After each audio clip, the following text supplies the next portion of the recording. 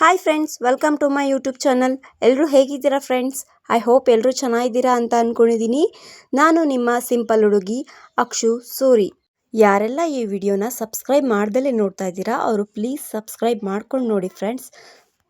ಬನ್ನಿ ಫ್ರೆಂಡ್ಸ್, ಇವತ್ತು ಅಮ್ಮ ಮಾಡಿದ ಕೋಡ್ಬಳೆನ ಹೇಗೆ ಮಾಡೋದು, ಅದಕ್ಕೆ ಏನೇನು ಹಾಕ್ತಾರೆ ಅಂತ ತಿಳ್ಕೊಳ್ಳೋಣ. ಅಮ್ಮ ಮಾಡಿದ ಕೋಡ್ಬಳೆ ಅಂತೂ ತುಂಬ ಸೂಪರ್ ಆಗಿರುತ್ತೆ. ಅದನ್ನು ಹೇಗೆ ಮಾಡೋದು ಅಂತ ತಿಳ್ಕೊಳ್ಳೋಣ ಬನ್ನಿ.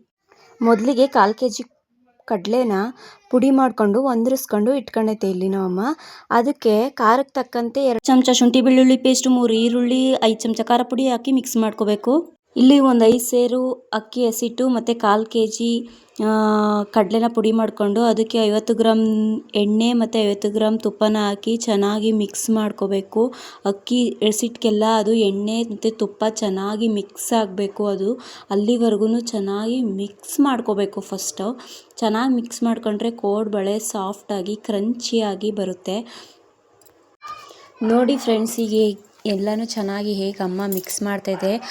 ಮೊದಲಿಗೆ ನೀವು ಎಣ್ಣೆ ತುಪ್ಪ ಹಾಕ್ಬಿಟ್ಟು ಕೈಲಿ ಮಿಕ್ಸ್ ಮಾಡೋಕೆ ಹೋಗಬೇಡಿ, ಏಕೆಂದರೆ ಕೈ ತುಂಬ ಸುಟ್ಬಿಡುತ್ತೆ. ಹೀಗೆ ಒಂದು ಸ್ಪೂನ್ ಸಹಾಯದಿಂದ ಚೆನ್ನಾಗಿ ಮಿಕ್ಸ್ ಮಾಡ್ಕೊಳ್ಳಿ. ಮೊದಲಿಗೆ ಚೆನ್ನಾಗಿ ಅದಕ್ಕೆ ಎಲ್ಲನೂ ಹಿಡಿಬೇಕು. ಅಲ್ಲಿವರೆಗೂ ಕೂಡ ನೀವು ತುಂಬ ಚೆನ್ನಾಗಿ ಮಿಕ್ಸ್ ಮಾಡ್ಕೊಬೇಕು ಮೊದಲು. ಆಗ ಮಾತ್ರ ಆ ಕೋಡ್ಬಳೆ ಅನ್ನೋದು ಕ್ರಂಚಿಯಾಗಿ ಸಾಫ್ಟಾಗಿ ಚೆನ್ನಾಗಿ ಬರುತ್ತೆ. ಕಮ್ಮಿ ಅಂದರೂ ಒಂದು 5 to 6 ಮಿನಿಟ್ಸ್ ಆದರೂ ಚೆನ್ನಾಗಿ ಅದನ್ನು ಮಿಕ್ಸ್ ಮಾಡ್ಕೊಳ್ಳಿ. ನೋಡಿ, ಒಂದು ಹಿಡಿ ಹಿಡ್ಕೊಂಡು ಹಿಂಗೆ ಹಿಡಿದ್ರೆ ಅದು ಕೈಗೆ ಒಂದು ಮುದ್ದೆ ಆಗಬೇಕು. ಅಲ್ಲಿವರೆಗೂ ಮಿಕ್ಸ್ ಮೊದಲೇ ಆಡಿಸಿಟ್ಕೊಂಡಿದ್ವಲ್ಲ ಖಾರನ ಇದಕ್ಕೆ ಹಾಕ್ಕೊಂಡು ಇದನ್ನು ಸ್ವಲ್ಪ ಮಿಕ್ಸ್ ಮಾಡ್ಕೊಬೇಕು. ನಂತರ ಅದಕ್ಕೆ ಸ್ವಲ್ಪ ಹಸಿಟ್ಟು ತಗೊಂಡು ಗಂಜಿನ ಕಾಸಿಟ್ಕೊಂಡಿರಬೇಕು. ಅದಕ್ಕೆ ಸ್ವಲ್ಪ ರುಚಿಗೆ ತಕ್ಕಷ್ಟು ಉಪ್ಪನ್ನು ಹಾಕ್ಕೊಂಡು ಅದಕ್ಕೆ ಗಂಜಿನ ಕಲಸಿಟ್ಕೊಂಡಿರ್ಬೇಕು. ಅದನ್ನು ಸ್ವಲ್ಪನೇ ಹಾಕಿ ಚೆನ್ನಾಗಿ ಮಿಕ್ಸ್ ಮಾಡ್ಕೊಬೇಕು. ಮೊದಲು ಕೈ ತುಂಬ ಸುಡುತ್ತೆ ಗಂಜಿ ಹಾಕಿರೋದ್ರಿಂದ. ಇಲ್ಲಿ ಕೈಲಿ ಈ ಥರ ಹಲ್ಲೆ ಕೈಲಿ ಮಿಕ್ಸ್ ಮಾಡ್ಕೋಬೇಕು. ಎಷ್ಟು ಬೇಕೋ ಅಷ್ಟೇ ನೀರು ಹಾಕ್ಕೊಂಡು ಸ್ವಲ್ಪನೇ ನೀರು ಹಾಕ್ಕೊಂಡು ಒಂದು ಹದ ಬರೋವರೆಗೂ ಚೆನ್ನಾಗಿ ಮಿಕ್ಸ್ ಮಾಡಿಕೊಂಡು ಚೆನ್ನಾಗಿ ನಾದಿಟ್ಕೊಬೇಕು. ನೋಡಿ ಇಲ್ಲಿ ಅಮ್ಮ ಹೇಗೆ ನಾದ್ತಿದ್ದಾರೆ ಅಂತ. ಸ್ವಲ್ಪ ಬಿಸಿ ಇರುತ್ತೆ, ನೋಡಿಕೊಂಡು ನಾದ್ಕೊಳ್ಳಿ. ಚೆನ್ನಾಗೊಂದು ನಾದ್ಕೊಂಡ್ರೆ ಕೋಡ್ಬಳೆ ಒತ್ತೋಕ್ಕೆ ಒಂಚೂರು ಬಿರುಕಿಲ್ದಂಗೆ ಬರುತ್ತೆ. ಇಲ್ಲಿ ನೋಡಿ ನನ್ನ ಮಗಳು ಹೇಗೆ ನಾನು ಒತ್ತುತ್ತೀನಿ ಅಂತ ಒತ್ತಾ ಇದ್ದಾಳೆ. ಅವಳು ಎಷ್ಟು ಚೆನ್ನಾಗಿ ಪುಟ್ಟ ಹುಡುಗಿ ಆದ್ರೂ ನಾನು ಮಾಡಬೇಕು ಅನ್ನೋ ಒಂದು ಕ್ರೇಜ್ ಇದೆ. ಆದರೂ ಅವಳು ಕೂಡ ಮಾಡ್ತೀನಿ ಅಮ್ಮ ಅಂತ ಮಾಡ್ತಾ ಇದ್ಲು. ಇಲ್ಲಿ ಕೋಡ್ಬಳೆನ ಹೇಗೆ ಮಾಡಬೇಕು ಅಂತ ತಿಳ್ಕೊಂಡು ಅವಳೇ ಒತ್ತುತ್ತಾ ಇದ್ಲು. ಇಲ್ಲಿ ಬೇಡ ಮಗಳೇ ಹೋಗು, ನಿಂಗೆ ಅಷ್ಟು ಮಾಡೋಕ್ಕೆ ಬರಲ್ಲ ಅಂದರೆ, ಅಮ್ಮ ಹೇಳ್ಕೊಡಮ್ಮ ನಾನು ಮಾಡ್ತೀನಿ ಅಂತ ಇಲ್ಲಿ ವಿಡಿಯೋ ಮಾಡ್ಕೊಮ್ಮ ನಾನು ಮಾಡ್ತೀನಿ ಅಂತ ಅವಳು ಮಾಡ್ತಾ ಇದ್ಲು.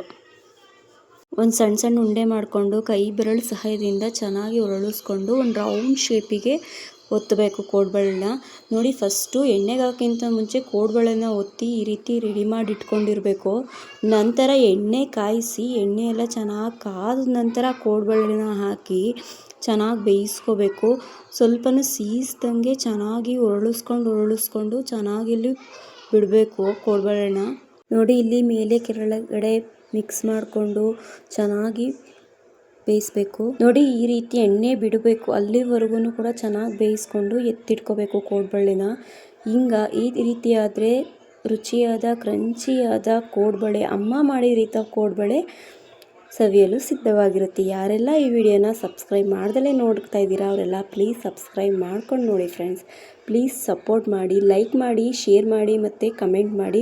ನೀವು ಕಮೆಂಟ್ ಮಾಡಿದರೆ ನನಗೆ ಈ ಮುಂದಿನ ವಿಡಿಯೋದಲ್ಲಿ ಏನು ತಪ್ಪಾಗಿರುತ್ತೆ, ಯಾವ ರೀತಿ ಮಾಡಬೇಕು ಅಂತ ತಿಳಿಸ್ಕೊಡ್ಬೇಕು. ನಿಮ್ಮ ಅಭಿಪ್ರಾಯನ ತಿಳಿಸಿ ಫ್ರೆಂಡ್ಸ್.